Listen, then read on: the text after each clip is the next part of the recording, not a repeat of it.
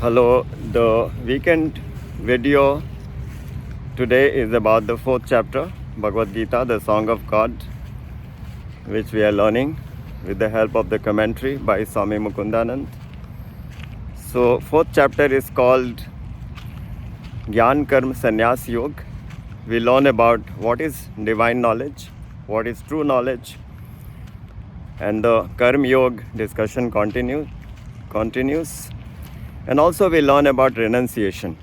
That what is renunciation? When we say somebody has renounced the world, what does it mean? So this is discussed in Bhagavad Gita that there are two types of renunciation. One renunciation is we give up our worldly duties and we get engaged in the work of God completely and all the time.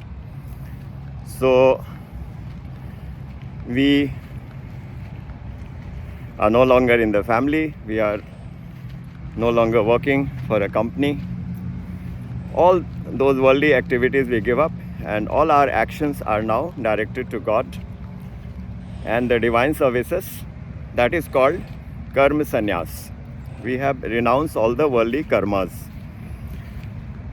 And there is another situation that our connection to God remains as strong and growing, but we don't give up the world.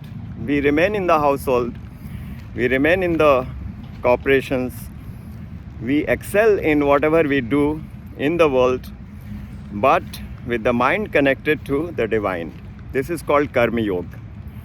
So Shree Krishna says, between the two, he would want us to be into Karma Yoga. Because karma sannyas may mislead many people.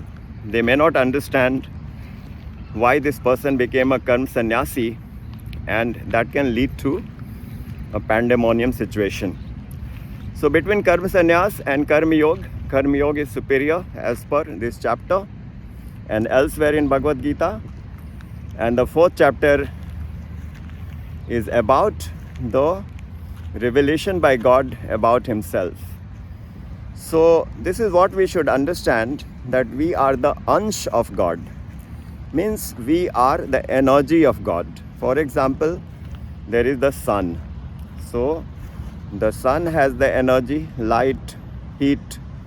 It is all emanating from the sun. So they are not separated. They are one and the same.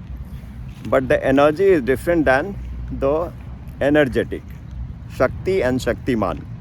So that is the difference between us and God. So we are the Ansh of God. We can loosely say we are the part of God, but we are not God. There are some similarities, that we are also eternal. We are the soul and the soul is eternal. So we are also eternal and God is also eternal. So that way we are the same. Then we are Chetan. Chetan means we are sentient. We are not insentient. Like a piece of a stone which is lying on the road is insentient. It is not moving. But we are moving. The soul is moving. The soul is energizing the body. The body moves because the soul is there.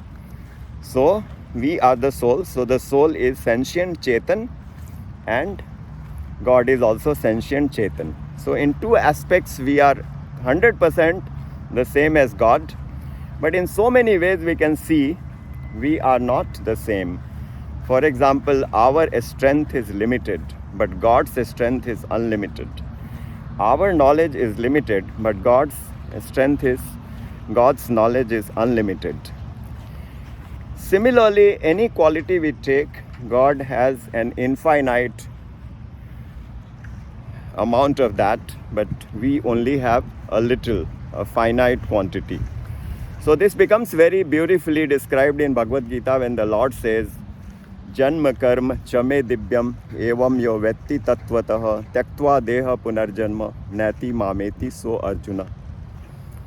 That my birth is divine, my actions are divine, and those who know it, they get liberated. They don't come back into the material existence.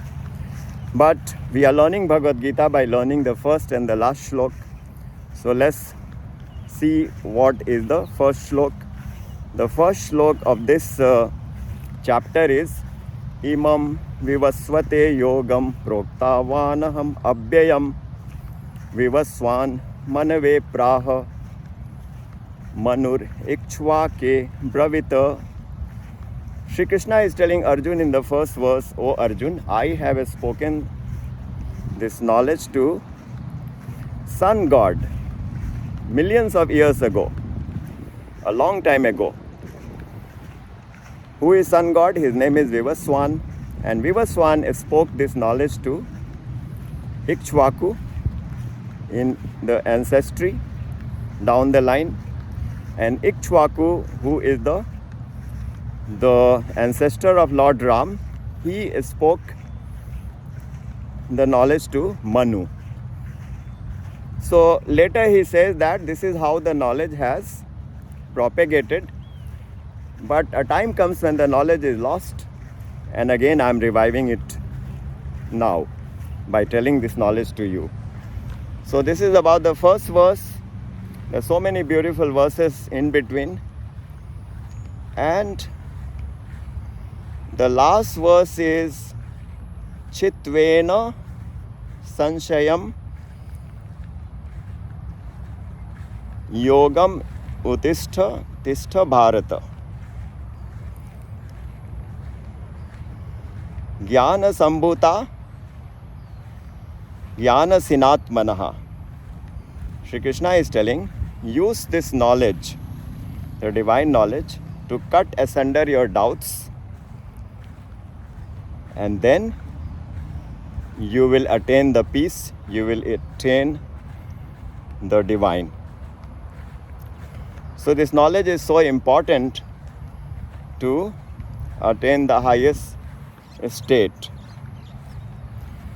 So in the series, when we are learning the first and the last verse as a tool to remember the chapter, today we have covered the fourth chapter, Gyan Karm Sannyas Yoga. In the previous videos, we covered chapter 1, chapter 2, chapter 3. All those beautiful shlokas. Dharma kshetre kurukshetre samveta yutsava mamaka pandavascheva kim kurvata sanjaya tam tatha kripyavistam ashupurna kulekshanam vishidantam idam vakyam uvacha madhusudana.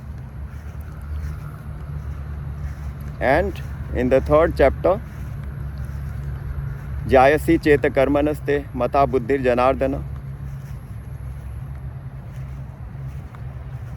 Tatkim Karmani Ghore Mam Niyojasi Keshava. And today we took up the fourth chapter, first shlok. Imam vivasvate yogam proktavān avyayam vivasvan manave prāha manur ikṣhvākave bravīt. In the next session, I'll cover the last verses of the first four chapters, and we will take up the fifth chapter. But to emphasize the point that while we meditate on the divine, to purify our mind and to learn the meditation in our Formula44 practice, different tools we are learning to attain a stable mind which will bring peace and bliss in our life. Take care and see you in the next video. And don't forget the 4 elements of food: 1 fistful of nuts, 2 helpings of fruits, 3 glasses of sufficiently warm water on empty stomach to be sipped every morning, and 4 helpings of grains, greens, veggies, lentils, pulses, etc. in our lunch and dinner, and 1 round of meditation, 2 rounds of breathing techniques, pranayam, 3 rounds of 2 rounds of walking, 3 rounds of pranayam breathing technique, and 4 rounds of sun salutation, Surya Namaskar. Take care.